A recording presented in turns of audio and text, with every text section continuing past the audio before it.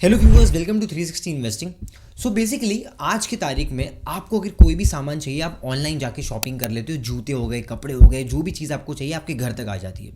अगर आप 15-20 साल पहले देखोगे तो नहीं था। जब ओकेजनली लोग बाहर खाना खाने जाते थे, वो टाइम पे तो हर 6 महीने में आप मोबाइल फ़ोन्स आपको नए लॉन्च भी नहीं होते थे। और आज की तारीख में आप हर 6 महीने में मोबाइल फ़ोन का लॉन्च देखते हो, हर 2 साल में आप देखते हो अपने फ्रेंड के हाथ में नया मोबाइल है। तो बेसिकली इतना फास्ट जो कंज्यूमर डिमांड चेंज हो रहा है, ये बेसिकली पॉसिबल हुआ है ऑनलाइन प्लेटफॉर्म्स के थ्रू और एक सबसे convenient payment option, that is your no cost EMI.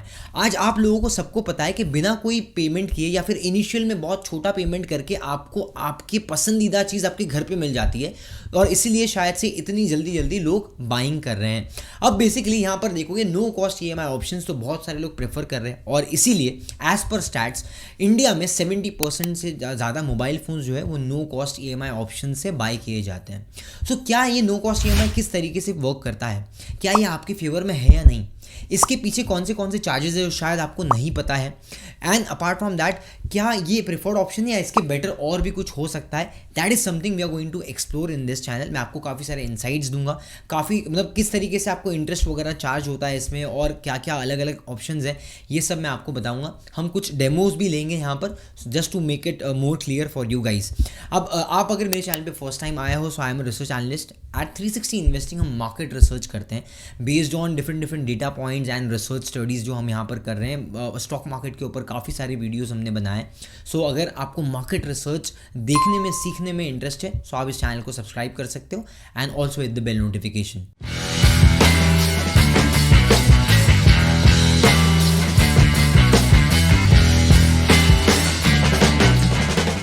अब यहाँ पर समझते हैं कि भाई ये इकोसिस्टम वर्क कैसे करता है। तो यहाँ पर 3 पार्टीज इन्वॉल्व है। एक तो आपका बैंक हो गई, एक आपका सेलर हो गया, and one is your buyer. तो बायर को क्या है, बायर को एक्चुअली मान लो एसी खरीदना है, 50,000 उसकी कॉस्ट है। तो अब सेलर को सामान बेचना है, वो क्या करेगा, सेल कर देगा। इसको इन रिटर्न पैसा कौन देगा, बायर तो देगा नहीं।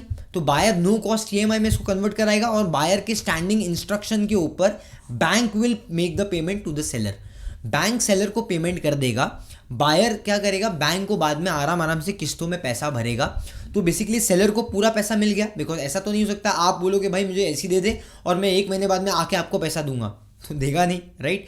तो बेसिकली बैंक यहाँ पर मेन रोल प्ले करता है। तो बैंक क्या करता है, क्योंकि ये इसके आराम से कंज्यूमर के लिए परचेज ईजी बना दिया, राइट। और यहाँ पर क्या होगा, ज़्यादा से ज़्यादा और कंज्यूमर आके बाय करेंगे, जो आप पिछले 5-10 साल में देख पाए हो।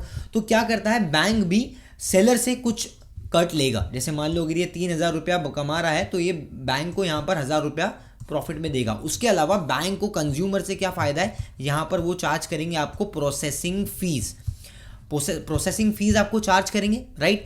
उसके अलावा बैंक फ्री में किसी को पैसा नहीं देता है बॉस, तो बैंक इंटरेस्ट भी चार्ज करता है, लेकिन वो interest in a certain way price में एडजस्ट हो जाता है। और वो कौन एडजस्ट करता है, वो सेलर एडजस्ट करता है। क्यों सेलर एडजस्ट करता है, because like your Vijay Sales हो गया, क्रोमा हो गया, फ्लिपकार्ट हो गया, अमेजोन हो गया, those people will wave of, क्योंकि वो चाहते हैं कि ज़्यादा से ज़्यादा कंज्यूमर हमारे पास में आए, ताकि हमारा प्रॉफिट ज़्यादा हो, हमारा टर्नओवर ज़्यादा बढ़े। अब इस लॉजिक को समझने के लिए मैं आपको एक डेमो देता हूँ। लेट्स से फॉर एग्जांपल ये सोनी का कैमरा है, मुझे बाय करना है। तो इसका कॉस्ट क्या है, 61,400 61,500 के आसपास इसका कॉस्टिंग है। इसमें अगर आप ईएमआई देखोगे, 12 मंथ्स का ईएमआई आ रहा है आपको 5,100, अगर आपके पास में एचडीएफसी बैंक का कार्ड है तो, राइट। सो अब बेसिकली यहाँ पर ईएमआई के ऑप्शंस आप देख लेते हैं, ठीक है। अब ईएमआई ऑप्शंस में अगर आप देखोगे तो यहाँ पर no cost EMI, other EMI है, बजाज फिनसर्व का कार्ड है, Amazon Pay, ICICI credit card के थ्रू भी आप पे कर सकते हो, अमेरिकन एक्सप्रेस के थ्रू आप पे कर सकते हो। तो बेसिकली अलग अलग है, और बेसिकली आप यहाँ पर देखोगे हर कार्ड के अंदर आपको नीचे में प्रोसेसिंग फीस दिखेगा। एचडीएफसी बैंक का अप्रॉक्सीमेटली 300 रुपीज़ है, if I am not wrong, yes 299। Apart from that 199 rupees है, 250 रुपीज़ के आसपास भी है कोई बैंक के। सो ये आपका जो है वो और प्रोसेसिंग फ़ीस है। उसके अलावा अमेजोन पे लेटर के हिसाब से भी आपको मिलता है। जैसे let's say for example 12 months का आपको ईएमआई कराने का 5,124 रुपीज़ में आपका मंथली इंस्टॉलमेंट में हो जाएगा। अब इसको मंथली इंस्टॉलमेंट के हिसाब से अगर आप देखते हो, तो यहाँ पर आप देख सकते हो सीधे 5,124 इंटू 12 मंथ्स 61,488, तो ऑलमोस्ट उतना ही कॉस्टिंग हो गया। मतलब यहाँ पर क्या है, जो एक्चुअल कॉस्टिंग है, राइट, एक्चुअल कॉस्टिंग जो आपको दिखा रहा है पोस्ट 19-20% का जो यहाँ पर दे रहा है ये क्या बोलते हैं अपना डिस्काउंट, उसके हिसाब से आपका no cost EMI is very much equivalent. तो आप चाहे इसको वन शॉट में पे कर दो, चाहे आप नो कॉस्ट EMI में कर दो, आपको ऑलमोस्ट पैसा उतना ही लग रहा है। ये अभी फ़िलहाल हमें यहाँ पर दिख रहा है, लेकिन हमने प्रोसेसिंग फ़ीस को कैलकुलेट नहीं किया। उसके अलावा एक और चीज़ आपको यहाँ पर ध्यान देनी है, that is your GST cost.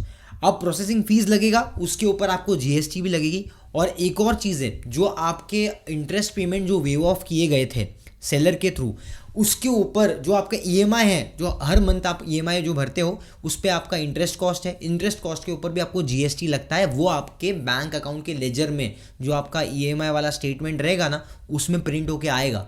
तो कभी कभी आप सरप्राइज मत हो जाइए कि भाई एक्स्ट्रा कॉस्ट क्यों लग रहा है।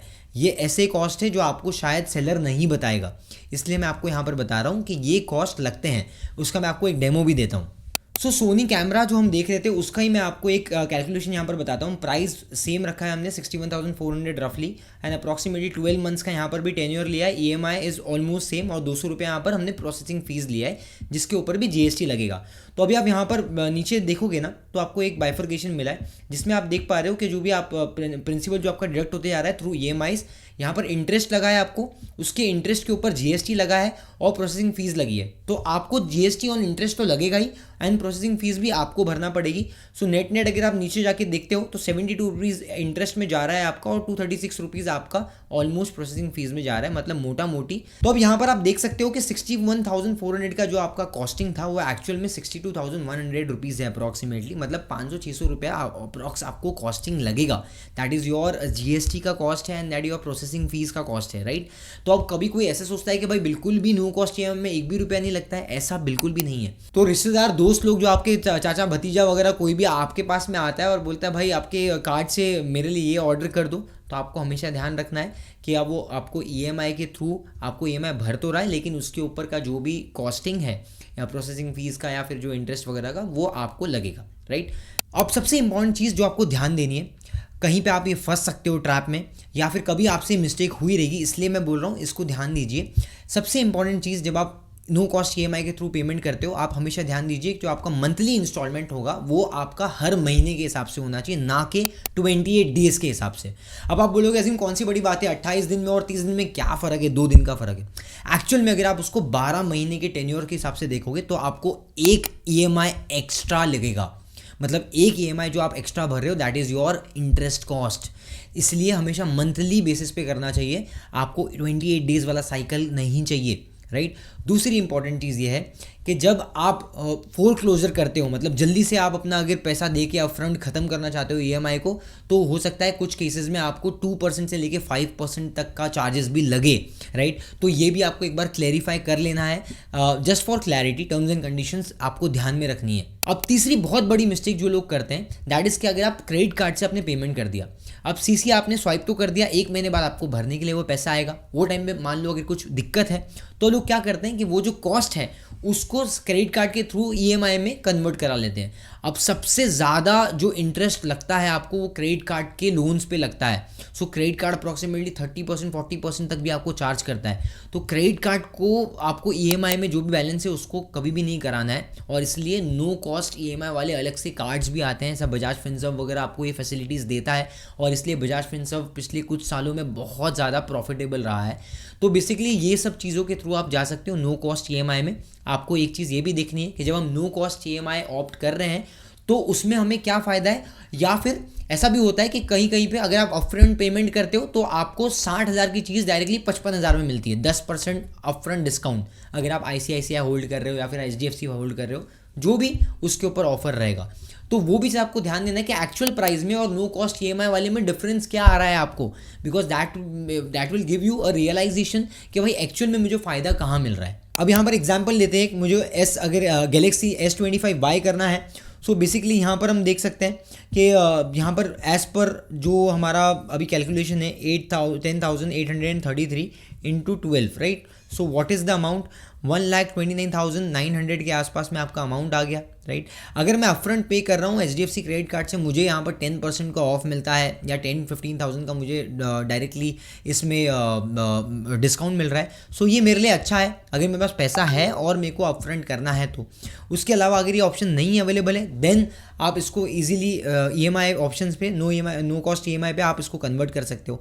इसमें भी आपको नए अलग अलग ऑफर्स मिल जाएंगे, जैसे नो कॉस्ट EMI में इंटरेस्ट सेविंग के ऑप्शंस है। देखिए यहाँ पर 3 अलग अलग ऑप्शंस है, तो आप ऑप्ट कर सकते हो जो भी आपको सूट करता है बेस्ट। जैसे यहाँ पर आप देख सकते हो 10,599 का यहाँ पर interest saving on select credit cards and no cost EMI available Amazon Pay Later के थ्रू भी आप पे कर सकते हो। नो कॉस्ट EMI आपको यहाँ पर बजाज फिनसर्व के कार्ड में भी मिल जाएगा। अब यहाँ पर आपको इतने सारे ऑप्शंस मिल जाते हैं, इसके लिए देयर इज नो सरप्राइज कि क्यों इतने ज़्यादा कन्वीनियंट हो गया आजकल लोग ऑनलाइन शॉपिंग कर रहे हैं। और बेसिकली एक और चीज़ है यहाँ पर नो कॉस्ट EMI एक अच्छा ऑप्शन है, लेकिन मैंने आपको जितने भी एरर्स यहाँ पर बताया और जितनी भी चीज़ें आप बताई वो आपको कंसिडर करना ज़रूरी है। बिकॉज कभी कभी हो जाता है ऐसा कि आपने 13 इंस्टॉलमेंट्स भर दिए एंड कभी कभी ऐसा भी होता है कि आपको जो नो कॉस्ट EMI है उसका बेनिफिट नहीं मिला या एक्स्ट्रा कुछ चार्जेस वगैरह लग रहे हैं। तो बेसिकली वो एक बार आप क्लेरिफाई कर सकते हैं, इसलिए टर्म्स एंड कंडीशंस को पढ़ना और एक बार जो भी आपको सेल्स पर्सन है आपके साथ में उनको एक बार उनके साथ में एक बार क्लैरिफाई कर लेना, ये ज़्यादा ज़रूरी है। आपको इस वीडियो से आई एम श्योर बहुत सारा इंसाइट्स मिला होगा। अगर आपके कुछ एक्सपीरियंसेस हुए नेगेटिव तो आप मुझे कमेंट सेक्शन में बता सकते हैं। और ऐसी और डिटेल एनालिसिस के लिए आप 360 इन्वेस्टिंग को फॉलो कर सकते हैं। Hit the like button and also subscribe to the channel अगर अभी तक आपने सब्सक्राइब नहीं किया है तो। मिलते हैं अगले वीडियो में एक नई लर्निंग के साथ में, एक नई रिसर्च के साथ में। Till then keep learning, keep going with 360 investing because hope is not a starting.